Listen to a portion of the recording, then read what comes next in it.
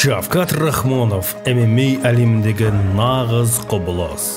1,5 жыл ішінде ол ТМД кеңестіктерінде басқа перспективадан көтерілудегі ең көп танылған жауынгерлердің біріне айналды.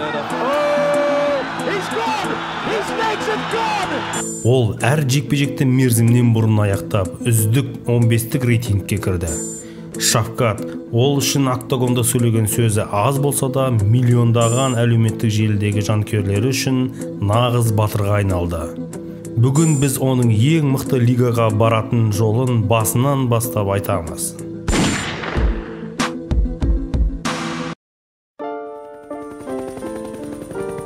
Шавкат Өзбекстанда дүниеге келгенімен қазақ елі деп соққан жүрегімен нағыз қазақ екенін сұхбаттарында сан мәрте айтқан. Сонда да әлі күнге дейін оған ұлтына қатысты сұрақтар қойғанда Шавкаттың өзі оларға күлімсіреп жауап беруден бұрыннан үйренген. Қазақстанға 2011-2012 жыл келгем. Өзбекстан Республикасы Сурхандаринский облыс Щучье қаласында туылғам. Ұлтым қазақ. Кішкентай кезінде ол әскери қызметші болғысы келді. Ал мектеп жылдары ұрыстарға қызығушылық танытты. Өзбекстанда Шавкат жергілікті күреспен айналыса бастады.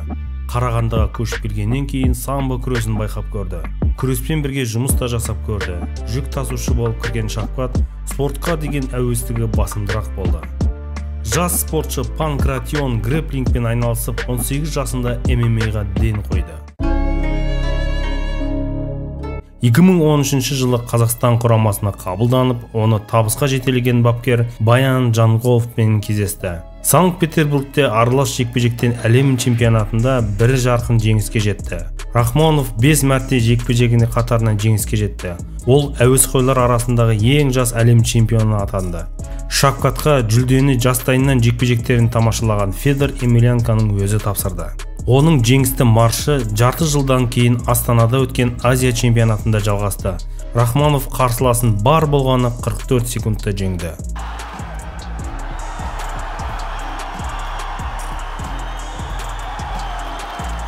Осыдан кейін ол сенімді түрде әлем чемпионатының финалына тағы да 2 мәрте шықты.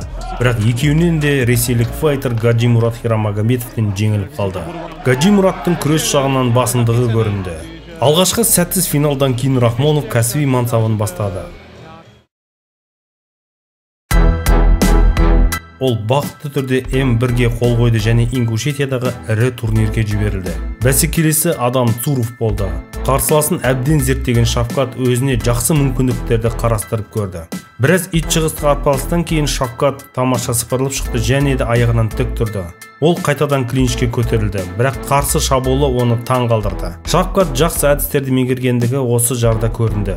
Дененің әсем қимылымен трюмді үшбұрышқа айналдырып Цуровты бесікке тербеткендей ұйқыға жібере жаздады. Кәсіпқойлардағы алғашқы кездесуі осылай жеңіспен аяқталды.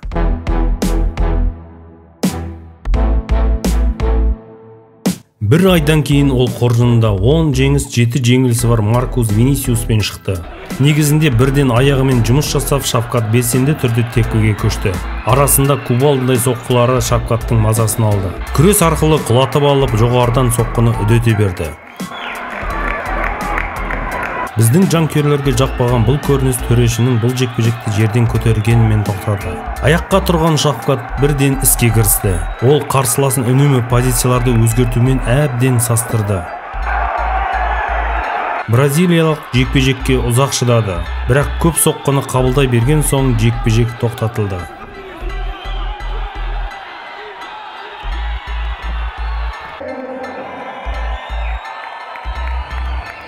Ол келесі жекпе-жегін Орынборда М1-дің 57-ші турнирінде өткізді. Оған каратэден әлем чемпионы Бартос атты қаһарман қарсы шықты. Бұрынғы жекпе-жектерін көрген қарсыласы тек қана күресуді жөн көрді. Арасында ауырту әдістерін қолданбақшы болды. Шавкат осының бәріне төзе білді және шыдады. Ақырында қарсыласы шаршады ма, Шавкат үзеңкілесіп тұрып соққыны бере берді. Жеңісіне шабыттанған Шавкат 2 айдан кейін Астанада өткен көшпенділер шайқас турнирінде рингке қайта оралды. Михаил Уинсок 5 жеңіс, 2 жеңілісімен мақтануға келіп, бар болғаны 49 секундта қылқыну әдісінен шыға алмады. Бұл жеңіс Шавкаттың кәсіби мансабындағы әзірге ең жылдам жеңісі. Осы жекпе-жектен кейін Шавкат жарақатына байланысты бірнеше ай жарысқа қатыспады. 2016 жылдың сәуірінде көшпенділердің кезекті турнирінде бір-ақ шықты. Кештің басты додасында ол әлде қайда тәжірибелі Алаш Прайд тобынан келген Әділ Боранбаевпен кездесті. Оқыста жасалған Шавкаттың шабуылы сол жердегілерді дүр сілкіндірді. Көп ұзамай ол қайтадан белсенділік көрсетті. Оның аяғын ұстап алып, бірден өрмекшідей жабысып, раунд біткенге дейін ажырамады. Шавкат күш жұмсаудағы артықшылығын тиімді пайдаланып, қарсыласын жақын қашықтан ұстауға тырысты. Бірақ Боранбаев бәрібір күреске ауысты. Шавкат та қарап қалмады. Жоғарғы жақтан шабуылға көшіп, пассивті бақылауымен өзінің үстемдігін көрсетті.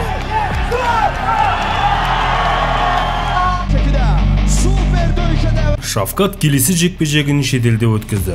Алдымен Әзербайжанға барып, алдыңғы жекпе-жегінде М1 белбеуін сарапқа салған бразилиялық Марсело Бритомен кездесті. 21 жасар Шавкат Намат деген лақап атқа ие болғанына қарамастан, соққыларын бірте-бірте арттыра түсті. Нәтижесінде қарсыласы шыдай алмады. Денеге қарапайым болып көрінген соғу әдісі қарсыласын екі бүктеп тастады. Содан кейін Оңтүстік Кореяға барып, Юнион Пак есімді жергілікті батырмен кездесті. Қазір бұл темір бас сүйегі лақап атымен UFC-ге танымал. Сол кезде ол мансабын енді бастаған еді. Кәріс бірден жекпе-жекке шықты, бірақ Рахманов оған дайын болды. Ол қылқындыруға тырысты. 1-2 секундтан кейін оның қолын ұстап алды. Содан кейін қылқындыру әдісін тағы бір мәрте жасады. Пак қиындықтан құтылып, бірінші раундқа жоғарыдан әрекет ету арқылы жүрді. Бірақ екінші раундта Шавкат әлде қайда мықты болды. Ол клинчтен жеңіспен шықты. Кәріс батырының арқасына өтіп, қатты тұншықтыра бастады. Кәріс батыры 30 секунд шыдап, ақыры жеңілгенін мойындады. Ал Рахманов мансабында қиын кезең басталды.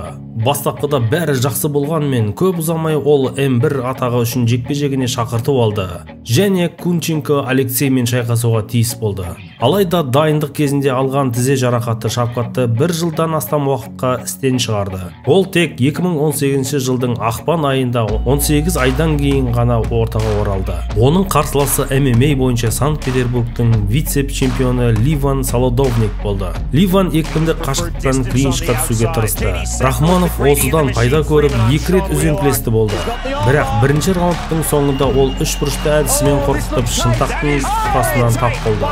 Екінші раундта Шавкат үстемдік етіп, 3 бұрышты жапқаннан кейін ғана позициясын берді. Қарсыласы 1 минуттан артық шыдағанымен гонгқа 20 секунд қалғанда жеңілгенін мойындады.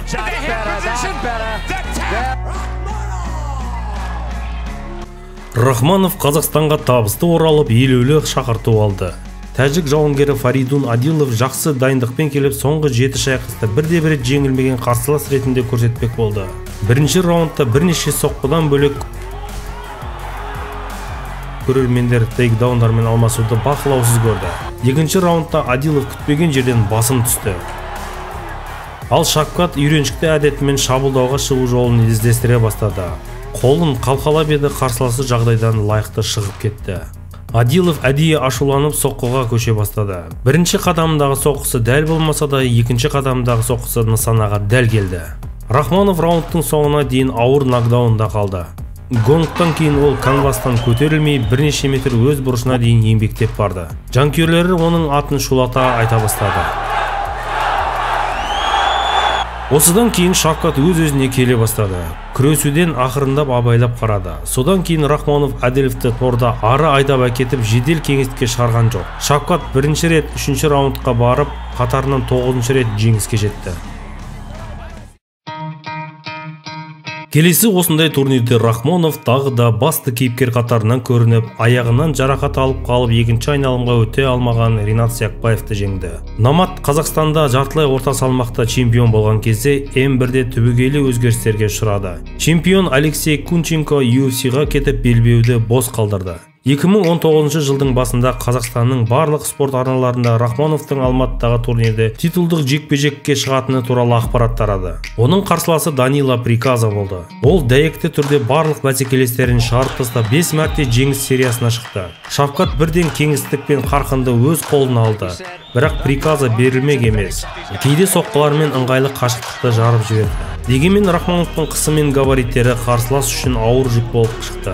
Екінші раундтың басында Шавкат өзінің шабуылынан кейін аяғынан тұрып, жоғарыдан шабуылдауға ие болды. Сол жерде қазақ батыры одан да көп агрессия қосып, Приказаның басын жұдырықтық соққымен ұра бастады. Рахмоновтың нәтижесін ресми жариялағаннан кейін М1-де чемпиондық белбеуді қанжығасына байлады. Ал оның аты жөні айтылған сайын UFC туралы әңгімелер пайда болды. Ол сол кездің өзінде әлемдік мықты лигада болуға мүмкіндігі бар еді. Оған Санкт-Петербургтағы, Чехиядағы өтетін турнирлерде жекпе-жек ұсынылды. Бірақ Шавкат асықпай Қазақстанда белбеуді қорғап, содан кейін ғана жаңа шыңға шабуыл жасағанды жөн көрді. 28 маусымда Рахмонов Нұр-Сұлтанда өткен турнирде Тиаго Варижалға қарсы шықты. Тәжірибелі бразилиялық 28 жекпе-жекте 23 жекпе-жегін мерзімнен бұрын аяқтаған. Оның үстіне бой жағынан Шавкаттан кем тұрған жоқ. Сондықтан бұл елеулі сын қатер еді. Қарсыласын алғашқы секундтардан бастап шабуылды қарқынды бастап кетті. Рахмонов алғашқы күресінен кейін өзінің ең сүйікті әдісіне кірісті. Мойыннан қылқындыру әдісін жақсы бастаған Шавкат байқаусызда ажырап қалды. Осыны пайдалаған Тиаго бірден қылқындыру әдісін қолданбақшы болды, бірақ сәтсіздік. Шавкат қатарынан 2 Ван Дамның айналмалы соққысын жасады. Біріншісі кеудеге ыңғайсыздық әкелді, екінші секундтан кейін-ақ жасаған айналмалы соққысынан Тиаго есеңгіреп қалды. Бұндай сілкіністен ол сауықпай техникалық нокаутқа дейін партерді ұрып соғылды.